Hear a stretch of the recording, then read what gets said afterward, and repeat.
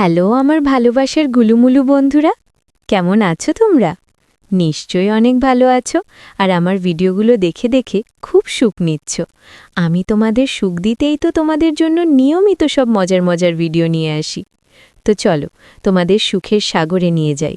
তার আগে তোমরা আমার চ্যানেলটি সাবস্ক্রাইব করে দিবে প্লিজ।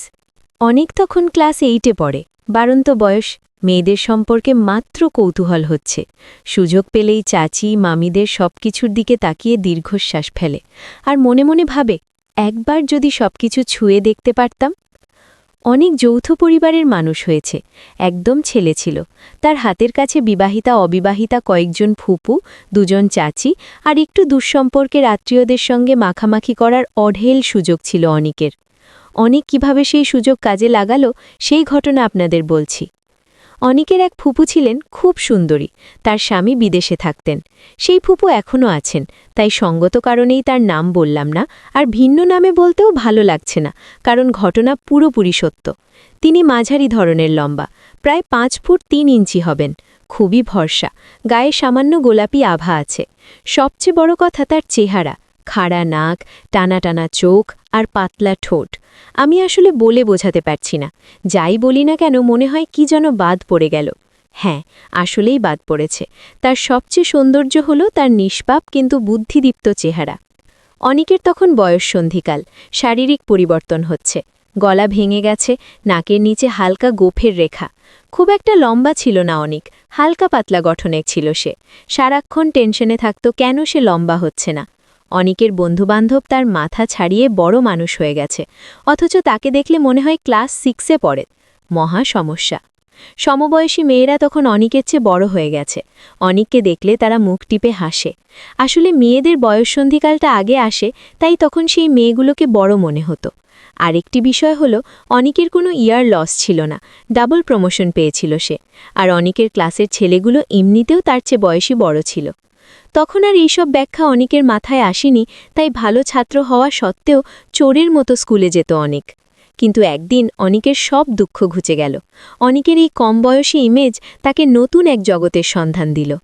অনেক জানালার পাশ দিয়ে যাচ্ছিল একদিন, তাকিয়ে দেখে তার পিসি শিলা আন্টি ওই দুটোতে হাত বুলাচ্ছেন আর মিটিমিটি হাসছেন, আর আদুরে গলায় বলছেন, এই কি করছিস, ছাড় না বাবা, হায় ভগবান। অনেক তখন না দেখার ভান করে চলে গেল, কিন্তু সাথে সাথে ঘরের অন্য পাশের পার্টিশনে কান পাতল অনেক। ওদিকটাতে কেউ যেত না, তাই চান্সটা পুরোপুরি নিল। অনেক সমস্যা হলো, কিছু দেখতে পাচ্ছিল না সে। তাতে কি, যা শুনল তাতে অনেকের কান গরম হয়ে গেল। পিসির এক বান্ধবী ঘন ঘন বাসায় আসত। শিলা আন্টি খুব আহ্লাদি মেয়ে, একটু মোটাসোটা, কিন্তু টসটসে পানপাতার মতো মুখের গড়ন, সারাক্ষণ হাসেন। তখনও তার বিয়ে হয়নি, কথাবার্তা চলছিল। পিসির কাছে আসতেন সম্ভবত বিয়ের সম্পর্কে প্র্যাকটিক্যাল জ্ঞান অর্জনের জন্য। উনি এলে পিসি তার ঘরের দরজা বন্ধ করে দিতেন, তারপর দুজনার ফিসফিস শুরু হয়ে যেত। তারা সব ওই টাইপের কথাবার্তা বলছে, অনিকের আর শোনা হলো না। অনেক ডাক শুনে চমকে উঠল, তার মা ডাকছে। এইমাত্র বাড়ি এলো এরকম ভাবভঙ্গে করে ঘরে ঢুকল অনিক, তবে মন পড়ে রইল পিসির ঘরে। অনিককে এক্ষুনি ওয়াশরুমে যেতে হবে, এক্ষুনি। ওইদিকে অনিকের ওঠার অবস্থা খারাপ, নিজেকে এখন ঠান্ডা না করে আর থাকতে পারছে না অনিক তখনও হাফ প্যান্ট পরে। ছোট মানুষ তো, তাই অনিক ওয়াশরুমের দরজায় হাত রাখতে পেছন থেকে ছোট কাকি চেঁচিয়ে উঠল, অনিক মিয়া, ছোট না বড়, কিছু বলো না। অনিক মুচকি হাসল। কাকি ওদিকে বলেই চলেছে, তাড়াতাড়ি বেরোবি, আমি গোসলে যাব, বুঝলে হালারাম। নামের ছোট কাকি, তার সব কিছুই বড় বড়, 5 ফুট 5.5 হবে, কিন্তু সেই সব কিছু অপুষ্টিতে ভোগা শুকনা বাঙালি দেহ না, ধবধবে ফর্সা, গোল গোল হাত পা, চাঁদের মতো চেহারা। অনেক মাথা ঝাঁকিয়ে সাই দিয়ে চট করে ওয়াশরুমে ঢুকে গেল। কাপড়ের স্ট্যান্ডে দেখে ছোট কাকির কাপড় চোপো, এ যেন মেঘ না চাইতেই জল। মেয়েদের ছোট ছোট কাপড়ের প্রতি অনিকের আগাগোড়াই প্রগাঢ় ভালোবাসা ছিল। ওই কাপড়গুলো দেখে অনিকের মাথা ঠিক থাকল না। পিসি ও শিলা আন্টির রসালো আলাপ শুনে গরম হয়েছিল অনেক। এতে ঘি ঢেলে দিল ছোট কাকি, মানে তার কাপড় চোপড়। ছোট মিয়া আর স্থির থাকতে পারল না। এদিকে দরজায় টোকা পড়ছে, কাকি বলছে, তাড়াতাড়ি করবে সোনা, গেস্ট আসছে, আমার সময় নেই। অনিকের ইচ্ছে ছিল আর একবার নিজেকে ঠান্ডা করবে, কাকির তাড়ায় আর পারল না। অনেক বের হয়ে দেখে কাকি দাঁড়িয়ে আছে।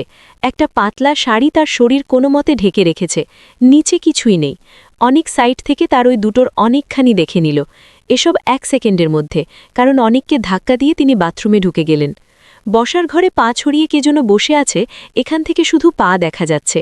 হাই হিল জুতো, পাতলা ফর্সা পায়ের পাতা, আঙুলের রিং আছে, সোনালি হালকা আভাস, নেলপলিশ মাখা নখগুলো চকচক করছে। এদিকে অনেকের চোখ দুটো চকচক করে উঠল। কে এই জিনিস তা জানতে হবে। কিন্তু একটা সমস্যা হয়ে গেল। হাফ প্যান্ট পরে তার সামনে যেতে চাইছিল না অনেক। শুরুতেই ইমেজ খারাপ হয়ে যাবে, অথচ ঘরে যেতে হলে সামনে দিয়ে যেতে হবে, আর কোনো উপায়ও নেই। ভগবানের নাম নিয়ে মুখে একটা লাজুক হাসি ফুটিয়ে বসার ঘরে এলো অনিক। তোমার নাম কি খোকা? জিজ্ঞেস করল মেয়েটি। অনিক রায়। আমি ক্লাস 8-এ করি। I am not a child বাবা। ক্লাস 8 জাতা বিষয় নয়, আমি মোটেও ফিডার খাই না, খোকাবাবু নয়, এটা মনে মনে বলছে অনিক। হোয়াট? তুমি এইটা পড়ো? গুল মারছ। টেবিলে তোমার বই দেখলাম ক্লাস 6-এর। আমার না, আমার ছোট ভাইয়ের, আমি পাশের রুমে পড়ি। বইয়ে তো তোমার নাম লেখা, অনিক রায়। আমারই ছিল 2 বছর আগে, এখন অসিত পড়ে। তুমি কি পড়ো? আমি ক্লাস 8-এ পড়ি। বিসি নাকি? একই কথা বারবার জিজ্ঞাসা করে। তুমি হাফ প্যান্ট পরো? লজ্জায় অনেকের চেহারা লাল হয়ে গেল। রেগে যাচ্ছিল অনেক। শেষ মুহূর্তে সামলে নিল নিজেকে। আসলে এত সুন্দর মেয়ে আগে কখনো দেখেনি সে। বয়স 20-এর কোঠায়, 5 ফুট 2-3 ইঞ্চি লম্বা, চশমা পরা চোখগুলো যেন হিয়ার টুকরো। ঠোঁট চেপে চেপে হাসি ধরে রেখেছে, তা দেখে আর রাগ করতে পারল না অনেক। অনেক তাকে বলল, আপনাকে তো চিনলাম না। আমি নিভা, তোমার আব্বা দিয়ে আমার মাসতুতো বৌদি। তুমি আমাকে দিদি বলতে পারো, তবে নিভা বললে আমি খুশি হব। আমি তোমার বাসায় থাকব। সামনের বছর আমার ম্যাট্রিক পরীক্ষা, তাই এখান থেকে পড়াশোনা করব। অনেক বলল, আপনি ম্যাট্রিক দেবেন? ধুর, চাপা মারছেন। আপনার তো ভার্সিটিতে পড়ার কথা। বয়স কত আপনার? অপমানের প্রতিশোধ নিচ্ছে অনেক। মুখটা কালো হয়ে গেল তার। মিনমিন সুরে বলল, আমি তোমার মতো ব্রিলিয়েন্ট নই অনিক, আমার ইয়ার লস আছে। তাই তুমি আসলেই ছোট মানুষ। বড় মানুষ হলে এভাবে আমার বয়স জিজ্ঞাসা করতে না, মেয়েদের বয়স নিয়ে কথা বলতে নেই, জানো না? সরি। নিভাদি, তোমার কোনো হেল্প লাগলে আমাকে বলো, এখন যাই, একটু কাজ আছে। দুপুরের খাবার টেবিলে ফয়সালা হলো, নিভাদি অনিকের ঘরে থাকবে, অনেক আর অসিতের সঙ্গে অনিকের টেবিলে পড়বে। টেবিল বড় কোনো সমস্যা হবে না, আর একই খাটে ঘুমাবে। বিশাল খাট, লম্বালম্বি ঘুমালে 3 জন আরাম করে ঘুমাতে পারবে। এমনিতে রিলেটিভরা সবাই বেড়াতে এলে এই খাটেই ছোটরা আড়াআড়ি করে ঘুমাত। এভাবে 5-6 জন অনায়াসে শোয়া যায়। অনেক খেলতে গিয়েছিল, ফেরার পথে অ্যারেস্ট হয়ে গেল। পাড়ার গুন্ডাগোছের আদুভাই কলার চেপে ধরল। উনি বিশিষ্ট ভদ্রলোক, সবাই তাকে চেনে। প্রতি বছর রুটিন করে ম্যাট্রিক ফেল করেন, আর চায়ের দোকানে বিড়ি সিগারেট ফোকেন। খেলার মাঠে একবার অনেকের সঙ্গে কথা কাটাকাটি হয়েছিল, ধোলাই খেয়েছিল অনেক, তবে পরে টেকনিক্যাল মাইর দিয়ে দিয়েছিল অনেক। কৌশলে আদুভাই নামটা ছড়িয়ে দিয়েছে সে, এখন নাকি তার বাবাও তাকে আদুভাই বলে ডাকেন।